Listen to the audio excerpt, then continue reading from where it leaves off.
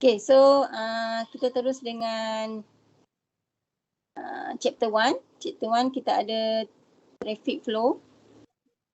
Okay, traffic flow kita ada kat sini. Sekejap mana.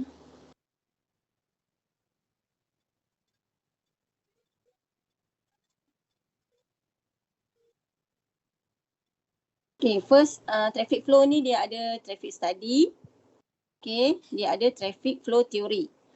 Okay, untuk yang traffic study ni dia ada traffic volume, dia ada spot speed study. Okay, mana yang percaya yang you all dah ambil subjek statistik, okay. Mungkin ada yang pernah collect data untuk speed ataupun spot speed. So kat sini kita tengok macam mana, apa yang sepatutnya yang you all kena buat untuk collect data tu. Okay, so yang seterusnya awak akan belajar traffic flow theory. Okay, kat sini awak ada traffic flow parameter, awak ada speed, flow dan density. Kita nak tengok macam mana relationship antara speed, flow dengan density. Okay, so kat sini kita pergi kepada traffic volume dulu.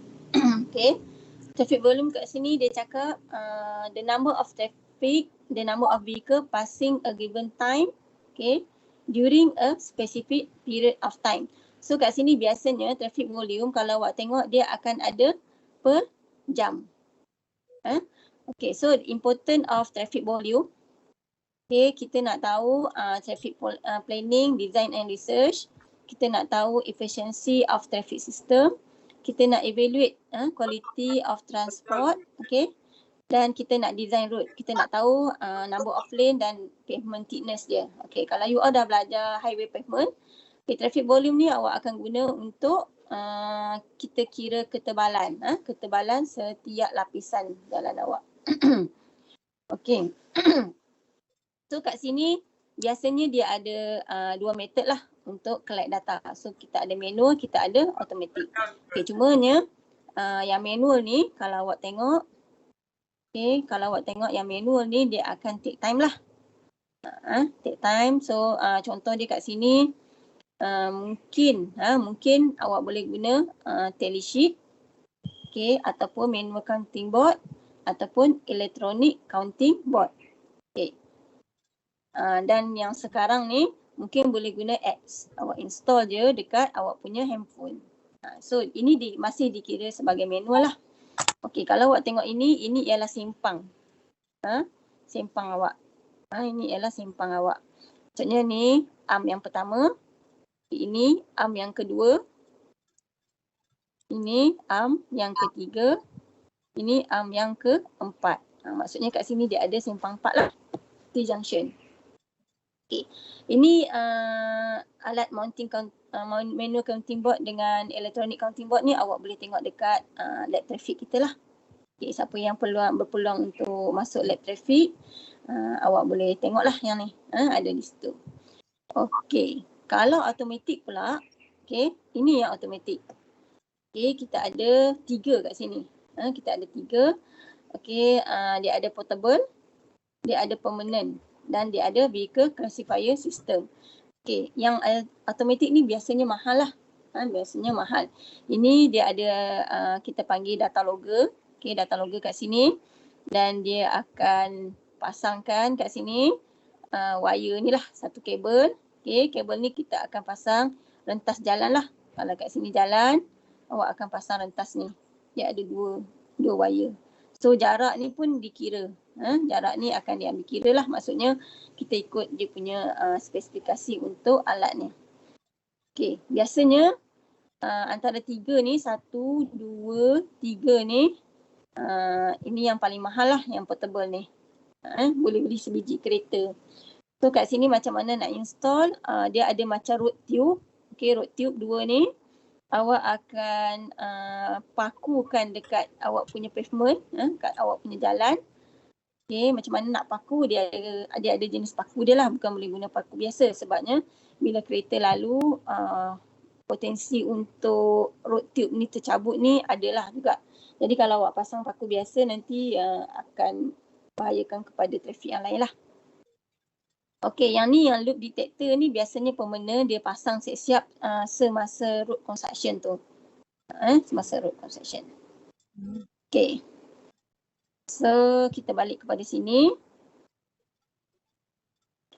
Okey, dia punya kegunaan traffic volume study macam yang saya cakap tadi.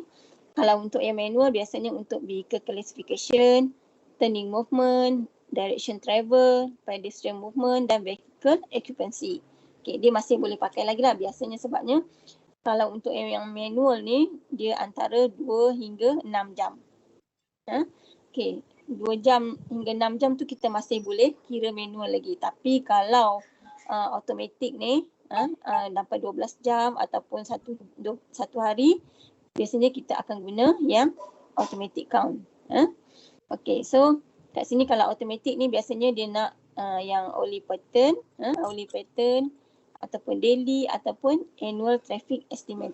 Okay, biasanya yang ni pihak-pihak JKR lah yang buat, ataupun kalau awak buat final year project, okay, awak nak tahu pattern untuk satu hari punya data, nak tengok naik turun dia. Ini daripada contoh 7 pagi sampai 7 PM, 12 jam. 12 jam takkanlah awak nak kira manual kat situ, nak stay 12 jam kat situ. So biasanya kita akan guna yang automatic. So kat sini kita boleh tahulah pukul berapa yang peak hour. Pukul berapa peak hour kat sini. Peak, okay, peak dan off peak pun pukul berapa. Kenapa berlaku kat situ. Okay. Okay, untuk yang manual dia cakap, manual ni untuk small sample data. Okay, biasanya less than 1 day. Okay, biasa interval kita pakai 5, 10 atau 15. Tapi dekat lab traffic kita biasanya kita pakai yang 15 minit interval dia. Okay, dia kata counts are not usually taken on Monday, Friday and weekend. Okay, kenapa agak-agak? Ada sesiapa boleh jawab tak? Kenapa tak boleh collect data untuk yang Monday, Friday dan weekend? Sebab Hello, ada orang tak? sebab dalam dengan Why we cannot collect data during this day? Ada tak? sebab jalan tak Peak hour. Peak hour. Okay. Next. Sebab Selasa. Sebab Selasa. Sebab Selasa selesa. Okay, good try. Okay, lagi. Ini saya bagi clue Okay, ini contoh untuk yang kalau kita weekend kita pada hari Friday and Sunday. Weekend kita jatuh pada Friday dan Sunday. Untuk yang case ni. Why? Ini idea. Sebab cuti No, bukan Friday and Sunday, sorry Saturday and Sunday. Saturday and Sunday weekend kita. Kalau di Johor, kalau Johor maksudnya we cannot collect data during Friday and Saturday. Friday pun tak boleh. Oh bukan. No. Sorry, bukan our weekend is Friday and Saturday. Friday and Saturday. So we cannot collect data Tuesday and Sunday. Tuesday and Thursday and Sunday we cannot collect data. Okay, so for your information, okay, normally, okay, we look at our case. Our weekend is Friday and Sunday. Okay, Friday and Saturday. So we cannot collect data during Thursday and Sunday because on Thursday, on this day, normally user try to move from their office or from their place that they work because they want to go to hometown. Try to go to hometown. And during Sunday, all the people were going back to hometown will come back to the place where they work. Okay, so these 2 days is not represent the actual data traffic. So that's why before and after public before and after weekend we cannot collect data. Okay, unless we want to collect data all the days. So we have Sunday, Monday, Tuesday, Wednesday, Thursday, Friday, and Saturday. Okay, if you want to collect all this day, okay, it's okay because we want to know which day is the highest vehicle, which day is highest traffic volume. But if we want to collect only 2 or 3 days, we cannot collect data before and after weekend. Okay, boleh faham tak? Boleh. Okay, Okay, so for automatic count method, okay, we apply when large sample of data required. Okay, for period more than 1 day. Okay, normal interval are 1 hour for a 24-hour period. And counts may extend to a week, months, or year because we just put our portable automatic count data. Okay, so we can collect many data. Okay.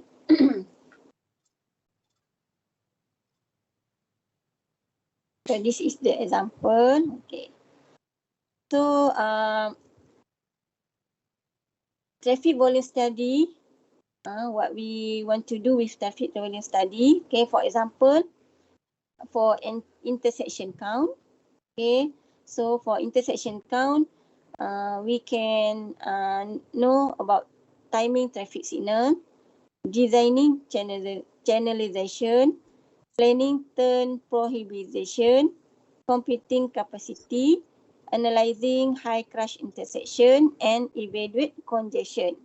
Okay, so this is the example of traffic volume study. First, for intersection count. Okay, for manual count, okay, also can determine intersection count. Okay, for simple intersection, okay, a single observer may be sufficient.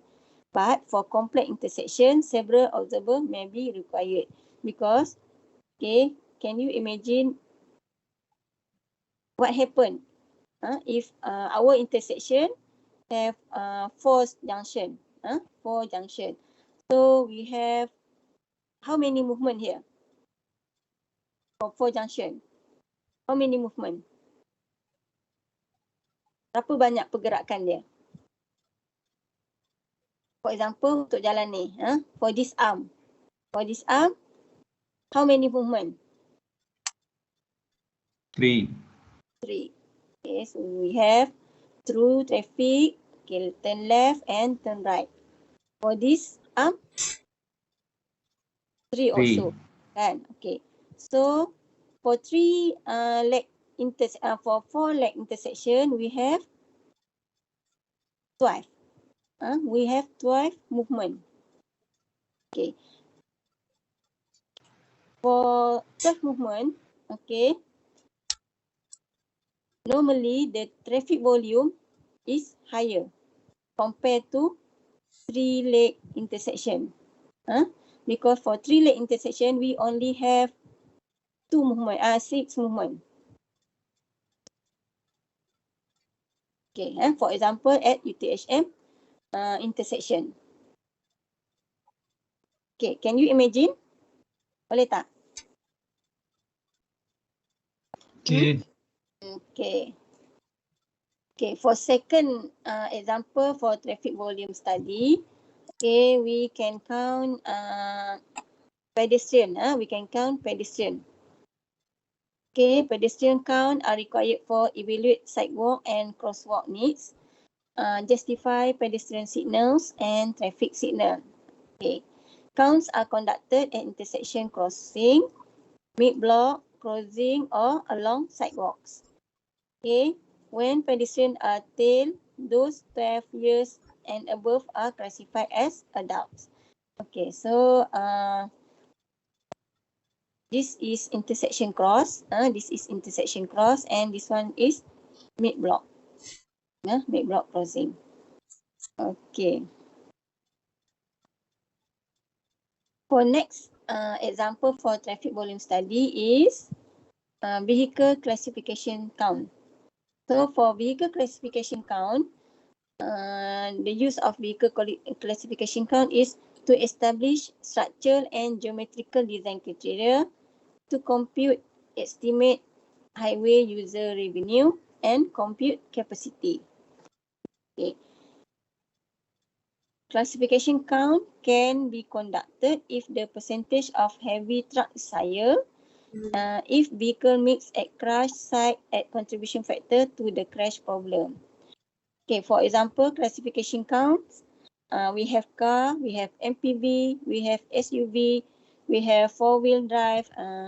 Okay, these 4 types of vehicle will be classified as passenger car. Passenger car. Okay, for heavy vehicles such as truck and buses, okay, may be classified as trucks. Okay, these 2 category will be used during traffic volume study for chapter 2. For chapter 2 to determine level of service for highway and multi-lane highway. Okay, for multi-lane highway and freeway highway. Okay. Okay, what is AADT? AADT and ADT count. Okay, ADT is average daily traffic and AADT is average annual daily traffic. Okay, ADT represent 24-hour count and AADT represent 24-hour traffic volume average over a full 365 day a year. Means that 1 year data collection. Okay, normally requires to use an automatic counter and accuracy depends on existing route, weather and traffic demand condition. Okay, this AADT data also will be used in highway design. In highway design to determine layer for every layer for this what we call for this layer. We have subgrade, we have subbase, we have base, and we have surface. Okay, surface we have wearing cost and binder cost. We have wearing cost and binder cost. Okay, another example of traffic volume study is to determine or measure or evaluate the present demand for service by road or facility. Okay, developing the major or arterial roadway system, locating area where new facilities or improvement to existing facilities are needed, and programming capital improve. Okay, this all theory will be asked maybe in your test or in your final. Okay. So you need to understand the example of traffic, the use of traffic volume study. Okay. Next, we move to spot speed study. Okay, for spot speed study. Okay, a study of speed of traffic at one point or spot on a traffic way. Okay, consists of a series sample of observation of individual speeds of vehicles approaching an intersection or passing a point at random intersection. Okay, for example, we have our road here, our road here. So we want to know how many traffic from A to B, for example, and from B to A. So we are here to collect our spot speed data,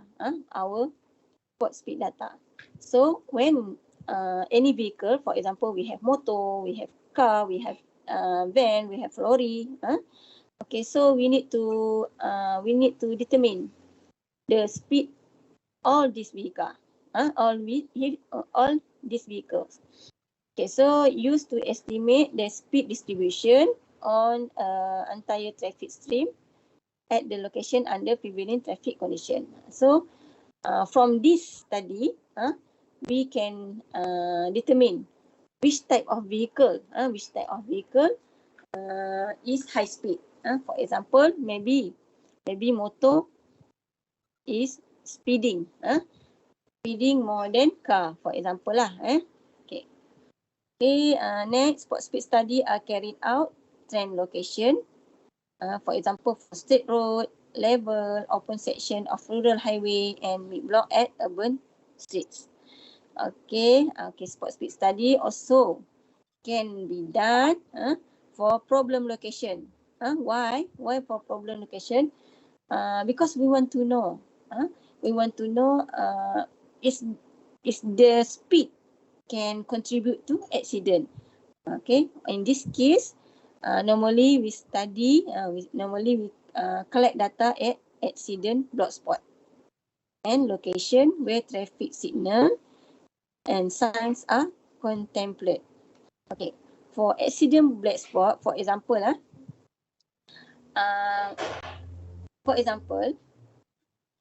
if accident happen at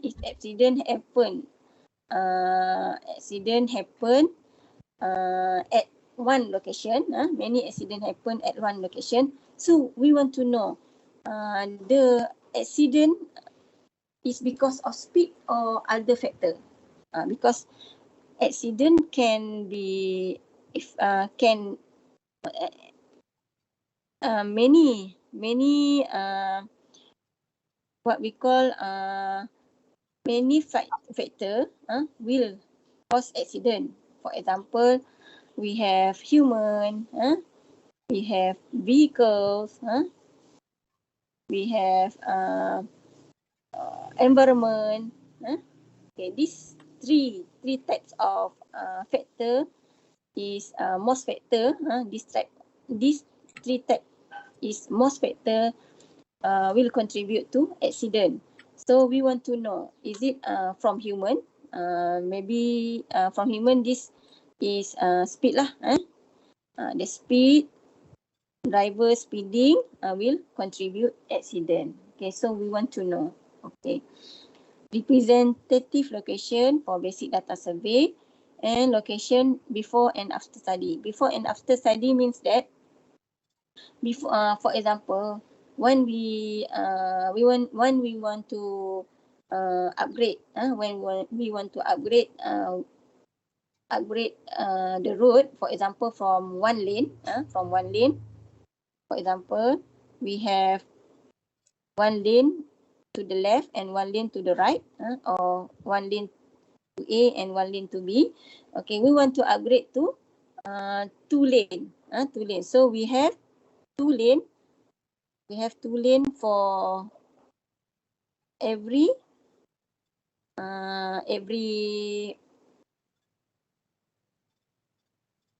okay, we have two lane for every side. Okay, so we want to know, is any improvement or not? Okay, before one lane and two lane. So this is what we call before and after study. We want to know, is it the upgrading will become worse or become better? Okay, for spot speed study, when carry out a spot speed study, make sure the observer and the measuring instrument does not influence driver speed.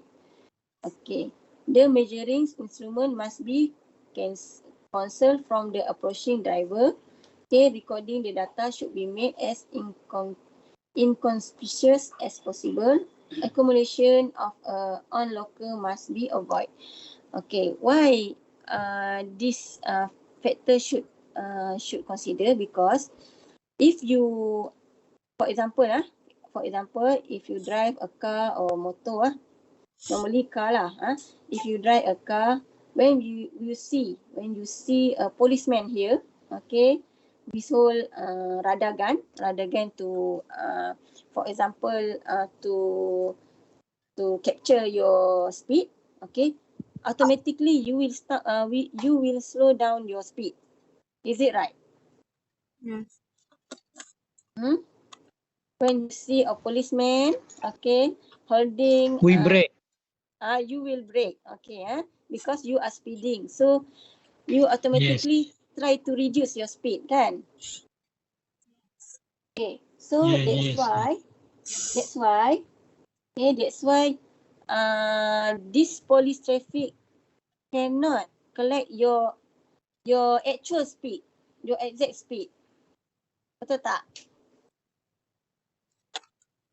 Yes. Okay, so for researcher, as researcher, we cannot visible ourselves. So we should hide somewhere lah. Okay, because we want to know the exact speed. The exact speed. Okay. For sport speed study, we have study period 4 recommended. Okay, we have 3 part during off-peak period. Okay, during off-peak period. For example, 1 hour between 6 a.m. to 12 p.m. Okay, 1 hour between 3 p.m. to 6 p.m. and 1 hour between 8 p.m. to 10 p.m. Off-peak. Okay, whereby observation must be done in 1 hour or not less than 50 vehicles for each period. Okay. The course length of a spot speed study depends on average speed of the traffic stream. Okay. Okay, any question? Ada nak tanya apa-apa tak? Tak ada. Tak ada doktor. Tak ada doktor. Okay.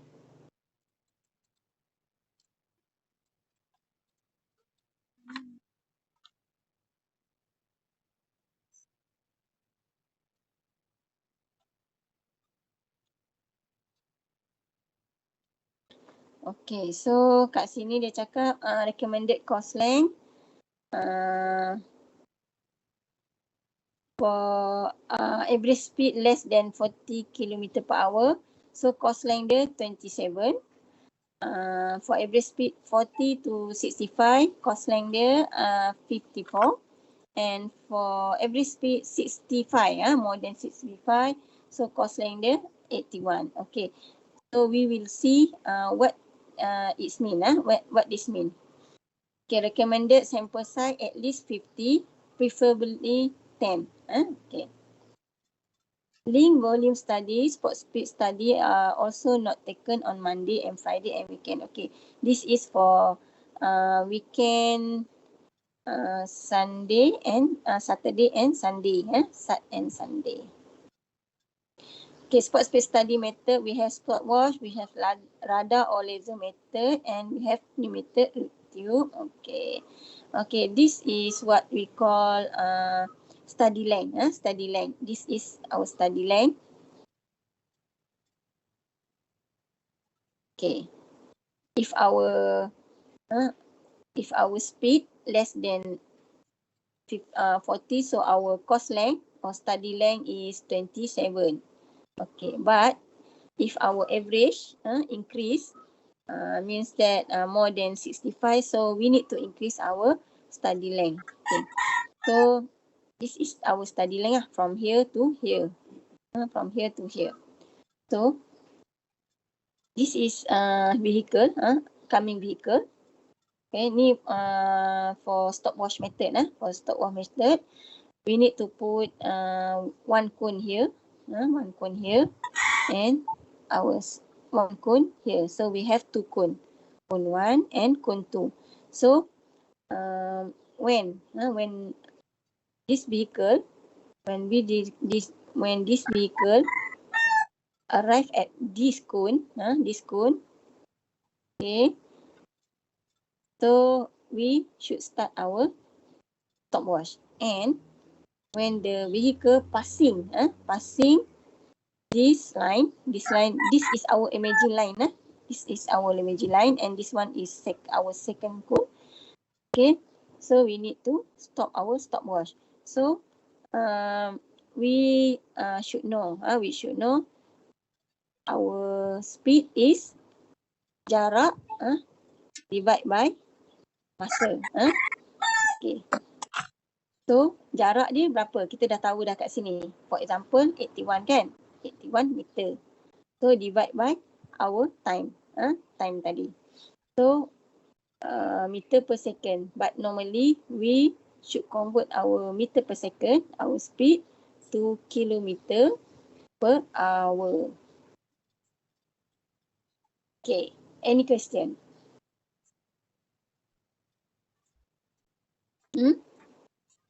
Any question? No, Doktor. Tak ada, Doktor. Tak ada. Okay. Okay. Ini untuk contoh yang radar or laser speed meter. Radar or laser speed meter. So this is our target. Our target is our vehicle lah. Our vehicle. Okay. So Abang.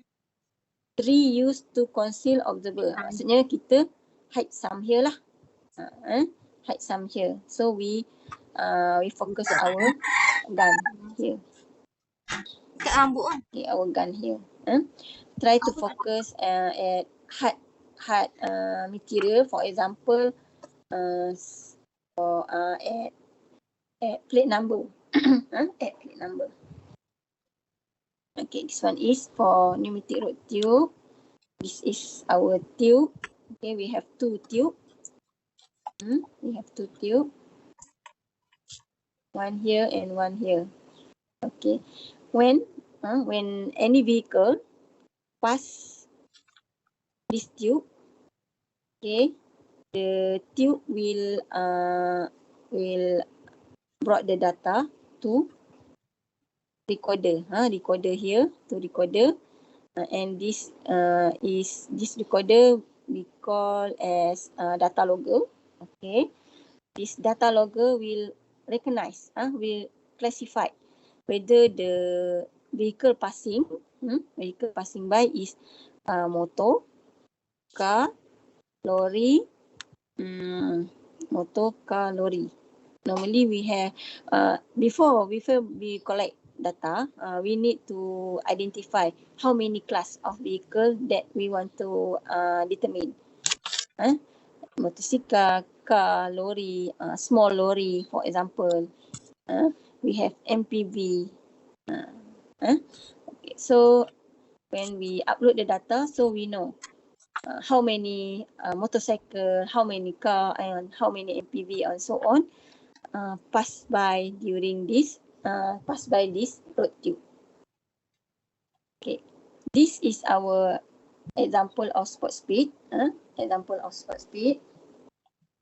Okay, a spot speed data was conducted along a state road experiencing frequent road accident. The posted speed limit of the road is 60, and the spot speed data collected are shown in the figure table. Okay, this is example. Okay, but at the outside, we only calculate the speed of vehicle. For example, for motor 1, we have 60. Okay, motor 2 we have 61.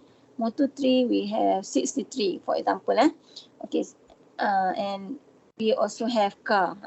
Car 1 70, car 2 80 for example. Okay. For this example, we have 4 types of vehicle class. For vehicle class 1, we have motorcycle. Vehicle class 2, we have cars. Vehicle class 3, we have van and medium trucks. Vehicle class 4, we have truck and buses. So we have 4 classes of vehicles. Okay, so from the raw data, we need to convert to speed class. From raw data, we need to convert to speed class. So this what we call group data lah. In your statistic, from individual data, for ungroup data, okay, we need to convert to group data. So we have speed clusters. We have speed class here. So we need to identify how to determine speed class or group data.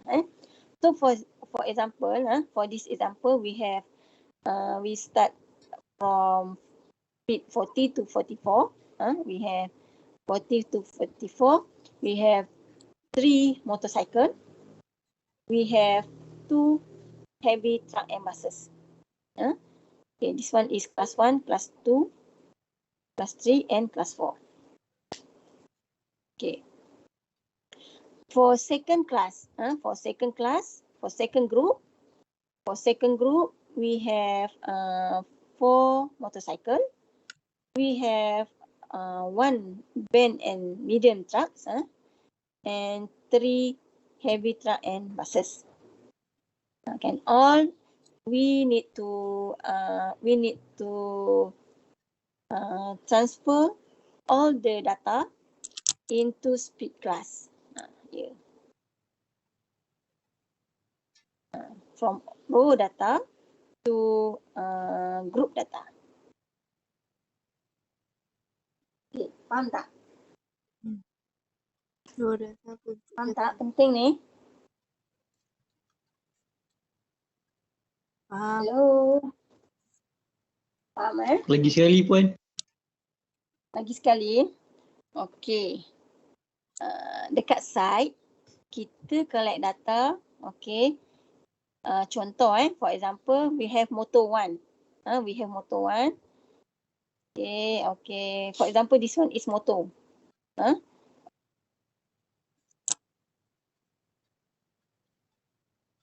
This one is motor.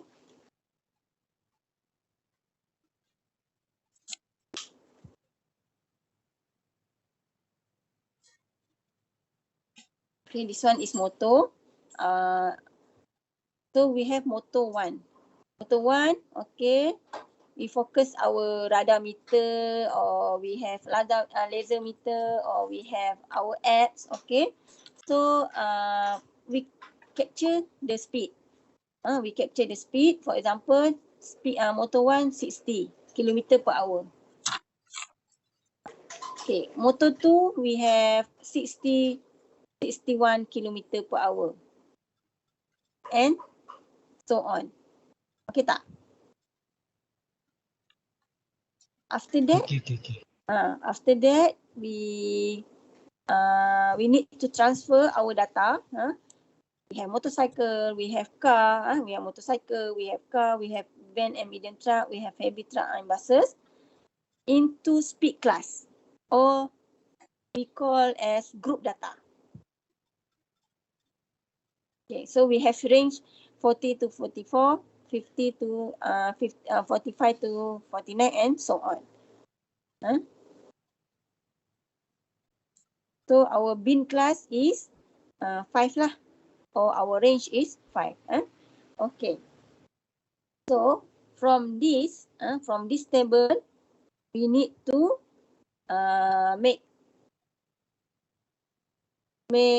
a graph. Not a graph. We have to make a histogram. We have to make cumulative percentage vehicle. We need to make a histogram. our percentage vehicle, we need to percentage distribution. I think we have 3 graph. From this table, we need to sketch 3 graph, I think. Okay, before we go to our example for spot speed, can we take 5-minute break? Okay. We should develop this table. We have speed class, we have upper limit, we have class midpoint, we have number of observation, we have percentage of total observation, and we have cumulative percentage. Okay. So from this data, from this range, from this speed class, we should determine our upper limit. So for upper limit, for first class is 39.5. For our second row, for first row is 39.5. For second row is 44.5. 44.5. So, and we should determine all the row. Okay, this is our class midpoint. Class midpoint, and this is our number of observation. Okay, number of observation we can get from this table lah. From this table. For example, for first row, for speed class 40 to 44, we have 5. This 5 is what we call our observation. Is it clear or not? Boleh faham tak? Boleh, Doktor. Okay. So for second range, we have 45 to 49. 45 to 49. So we have 8 vehicles. So we put 8 here. And all the range. We determine all the range. Okay. So from this, we total up our observation. Okay. For example, in this example, our total is 130. Okay. Next, column 5. Column 5 is percentage of total observation. So we need to calculate percentage of total observation. This one is 0. Okay. How to calculate? How to calculate? Can anyone tell? Can anyone answer me how to calculate percentage of total observation? Percentage. Abilashini? Abilashini? Percentage. Yes, Doctor. Can you tell me how to calculate percentage of total observation? Yes, 5 over 130 divided by 8 times by 100. Okay, good. And you can get all total. Your total should be 100. 100%. Okay. For 6 column, for column 6, we need to calculate cumulative percentage. Okay. Ahmad Nur Faisal, how to calculate cumulative percentage? Ahmad Nur Faisal. Ahmad Nur Faisal ada tak? Tak ada nanti saya kira awak tak ada hari ni, Ahmad Nur Faisal. Okay. Ahmad Abdi Nasir, can you tell me how to calculate cumulative percentage?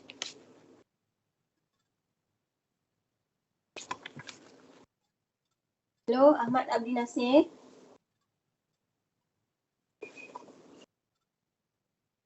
Tak ada. Okay. Aina Balkis. Aina Balkis. Yes, Doctor. Mana nak kira? Sekejap. Mana nak kira cumulative percentage? 40.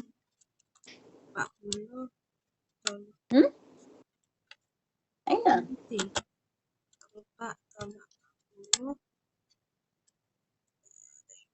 Hello. Yes, Doctor. Macam mana nak kira? Okey, kita pergi Aina Madiah pula. Aina Madiah, macam mana nak kira? Cumulative percentage plus percentage of total observation. Okay. Yang Contoh cuba sebut tengok. 0.00 plus 3.85, we will get 3.5, and then plus 6.15, we get 10. Okay. And plus. Okay.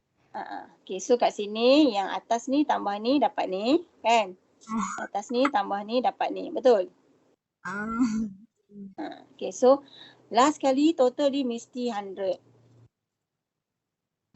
So daripada sini, okay, from 1, 2, 3, 4, 5, 6 ni, from 6 ni, kita akan buat berapa jenis graf. So kita ada frequency histogram, kita ada frequency distribution curve, dan kita ada cumulative frequency distribution curve. So kita ada 3 graf. Kita 3 graf kita kena buat. So kat sini, ini histogram ni daripada data daripada atas lah. Data yang daripada atas ni awak akan buat histogram. Awak akan buat histogram. Okay, this is frequency histogram. So kat sini kita akan nampak lah dia bell shape ke ataupun tidak. Okay. Second graph is frequency distribution curve. Biasanya normally frequency distribution curve ni ialah titik tengah di sini, midpoint. So kita sambung je midpoint dia. Kita boleh guna graf yang sama. Kita sambung midpoint, kita pilih yang best fit. Kita pilih best fit. Inilah mungkin yang inilah best fit dia. Contoh. Okay. So dia ada, maksudnya kat sini boleh buat 2. Kita ada histogram, frequency histogram. Kita ada frequency distribution curve. Okay, untuk yang third graph, we have cumulative frequency curve. So we need to plot our data, and this one is based on upper limit lah. Based on upper limit. So we plot out all our data here. And we make a graph. And remember, this graph is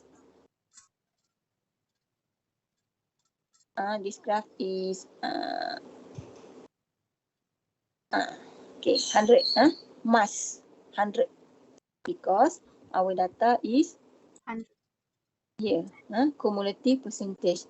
Our maximum data is 100 and our minimum data is 0. So your graph should be from 0 to 100.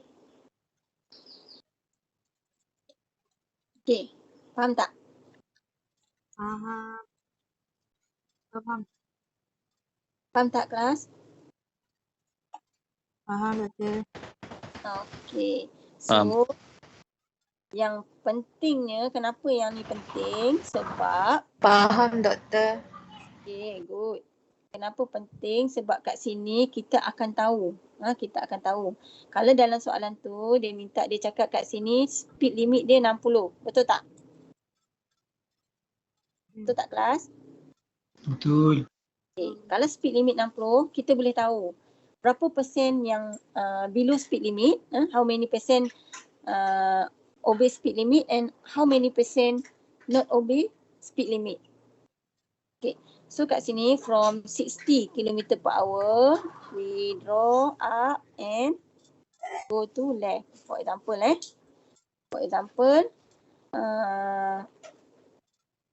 percentage car less than 60 km per hour is maybe approximately 27%. And the rest over speed limit is how many percent?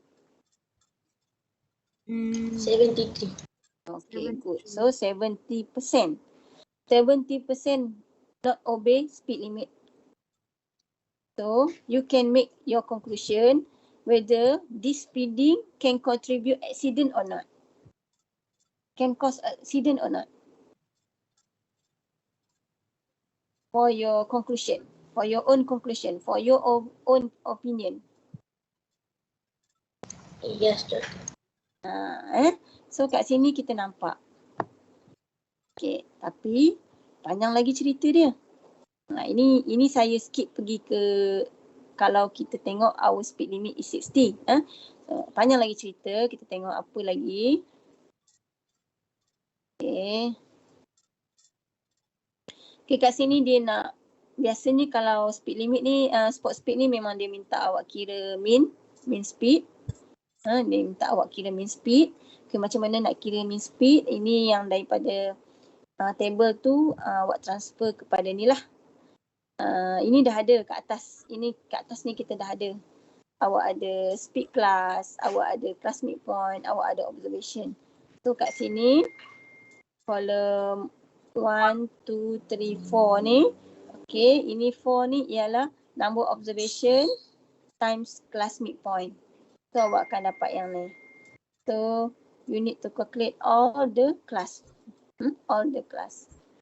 So your total is 9085 divide by 130. This is our total observation.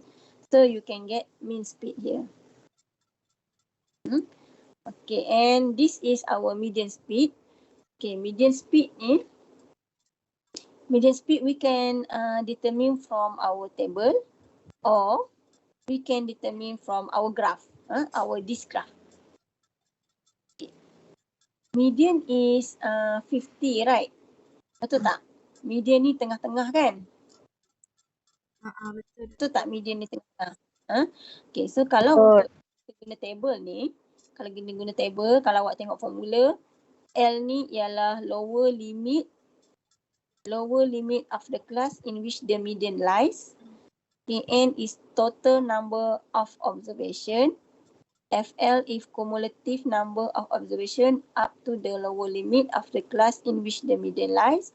And Fn is number of observation in the class which is the median lies. C ni speed interval of the group. So kalau kita tengok kat sini kan. Kat sini dia kata median lies dia duduk dekat sini. Median lies dia duduk di sini. Between 65 to 69. Okay, so kalau ini median lies dia, ini ialah FM. FM dia apa? FM dia number of observation in class in which the median lies. Number of observation. Sekejap And this one is FL. FL is cumulative number observation up to the lower limit of the class in which the median lies. So means that before median lies. Okay, and L is our lower limit, the class. Lower limit class for median lies. Okay, so we put all the data here and we get 68.1. Okay, but alternatively, the median can be obtained from the cumulative. Okay, so this is the simple way to determine median speed. So median speed is 50. So we put we note that this one is 50. Okay, 50. So we move from 50 and touch this graph, this line, and we go down. So the speed is for example, our speed is 68. 68 for example lah, kilometer per hour. So this speed and this speed from speed from table, mean speed from table, and mean speed from cumulative frequency distribution is approximately same. Okay, so this is the other way to determine median speed. So we remember we have two methods to determine median speed, which is from table, and for second one is from cumulative frequency distribution. Okay. So this one is our pace. Okay, what is pace? pace is the 10 kilometer range in speed which the highest number of observation was recorded. 10 kilometer.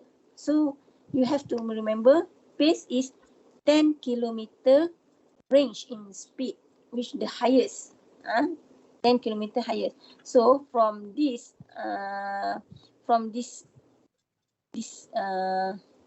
graph, okay, from this graph,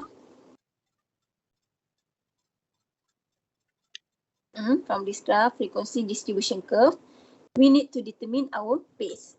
Frequency distribution curve.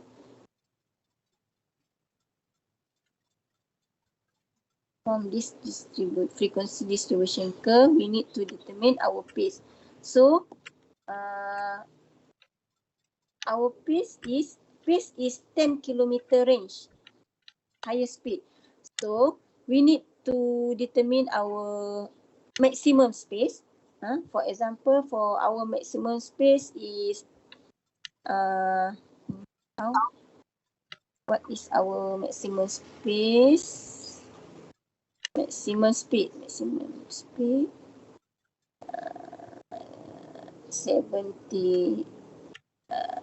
78 lah. I think 78. Our maximum speed is 78. For example, so we have 68 here. Okay, 68 plus 5. So we have berapa? Aina Madiha? 68 plus 5, we have? It's 3. Hello? 73. 73. Okay, tapi jawapan dia kat sini 72. Maksudnya kat sini maksimum dia ialah 67 lah. Okay, 67 tambah 5. Awak akan dapat berapa? Aina Madiha? 67 tambah 5. 33. 67 tambah 5. 72. 72. Okay. Okay, so 67 tolak 5. Okay, Atira, berapa 67 tolak 5? 62. 62. Okay, 62. Sebab dia range dia mesti 10. Kalau ini speed maksudnya kilometer per hour lah. Range dia, pace dia mesti 10. Pilih yang maksimum dulu. Lepas tu tambah 5. Okay, lepas tu yang maksimum tadi tu tolak 5. So kita akan dapatlah range dia 10. 72 hingga 62 tu 10 lah beza dia. Faham tak? So kat sini. Doktor, tadi saya terkeluar. Kenapa dia kena tambah dengan tolak 5? Oh, sebab dia nak range dia 10. So kita pilih dulu maksimum dia 67 kan. Contoh kat sini kan 67. Bila tambah 5, sebab dia nak 10. So tambah 5 dengan tolak 5 lah. Baru dia jadi 10 range dia. Betul tak? Betul. Okey, faham dah. Terima kasih doktor. Okay. So kat sini dia kata antara berapa? 62 dan 72. 62, so kat sini 62 dan 72. So kita tengok pula dekat cumulative percentage ni. Okay, bila 62 speed 62 di sini. Okay, dia bawa sentuh line ni, line yang kita punya cumulative percentage ni, dan dia bawa ke kiri. So dia dapat kat sini 32. Contohnya kat sini ialah 32%. Okay, untuk yang speed 72 ni, okay, speed 72, bawa ke atas, go up, okay, and go to the left, dan dia dapat 62, for example. So, beza dia, maksudnya, the number of percentage of vehicle in pace, percentage of vehicle in pace, dia ada 30%. Maksudnya, 62 tolak dengan 32, dia ada 30%. 30% of vehicle in pace. In pace means that 30% in maximum range. Okay, faham tak? 85%. Next. Okay, next is activity percentile. Kenapa perlu kira activity percentile? Okay, kat sini dia cakap the activity percentile speed is the speed at or below which 85% of the motorists drive on a given road unaffected by slower traffic or poor weather. Activity percentile speed is speed at or below. Speed at or below with 85 percentile of motorists drive on a given road unaffected by slower traffic. Means that this what we call free flow speed. So driver can drive the vehicle unaffected by slower traffic. Okay, this speed indicate the speed the most motorists on the road consider safe and reasonable under ideal conditions. And it's a good guideline for appropriate speed limit for the road. Okay, so the 85 percentile speed. Okay, 85 percentile speed. So this is 85. So we go to the right and go to down. And we can determine our 85th percentile is 88 kilometer per hour. Sekejap Lain juga kita guna kaedah ni. P85 minus P15 divide by 2. So P85. P85 is 85 here. We have 88. Okay, minus P15. We have P15. So our P15 is 53. So 88 minus 53 divided by 2. So we have our standard deviation is 17.5. So this formula you need to remember. You need to remember to determine our standard deviation because we only give you this formula for standard deviation. Okay, so for the finding for this spot speed study, okay, we have mean speed 69.9 km per hour. Our median speed is 68.1. Our pace is 62 and 72. Our percentage of vehicle in pace is 30%. Our 85th percentile speed is 88 km per hour. Driving over the speed limit. Driving over the speed limit is 73. For example, so we have to make our conclusion. It can be concluded that the speeding is the problem. Speeding is the problem at this location and may have contributed to road accident which have occurred at this location. Okay, this supported by the result of the finding which show mean, median, pace, 85th percentile, speed all have exceed 60 km per hour, our speed limit.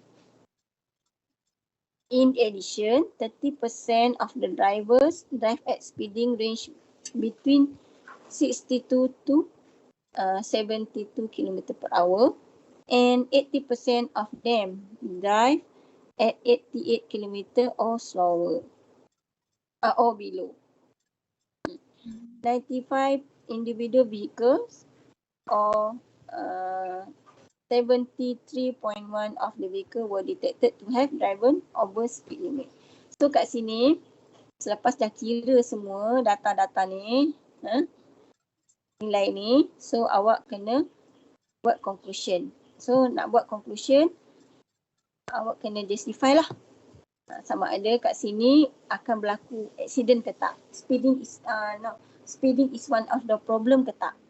Tapi kalau kita tengok, all the speed, for example, our mean speed, our median speed, pace in speed, 85th percentile speed,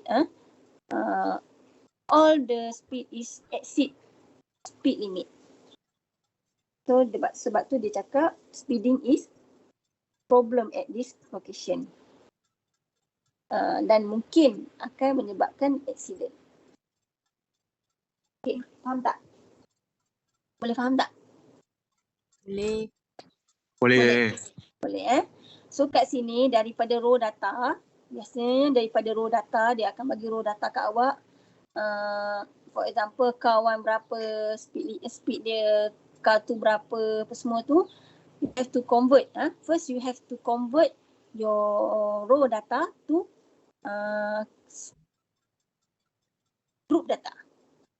You have to convert your raw data to group data. So you have to identify lah your speed class. Okay, so this is our first table. Okay, you have 1, 2, 3, 4, 5, 6 column. After that, you need to calculate. You need to draw 3 graph, frequency histogram, frequency distribution curve, and last one, cumulative frequency distribution curve. And from all these three type of graph, you can determine your mean speed, your pace speed, and all the data that you need to make your conclusion whether speeding is the problem or not at this location. Okay, boleh faham Boleh Boleh. Boleh. Okay. So kalau boleh faham, ada apa-apa nak tanya tak? Any question?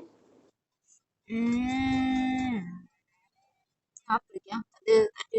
Ada nak tanya? Tak ada. Tak ada. Okay. So kalau tak ada, kita kelas sampai sini je. Okay. Kalau tak faham boleh PM saya. Untuk Okay, nak tanya. Doktor. Okay. So kita end kelas lah. Kepada yang Muslim, selamat berbuka.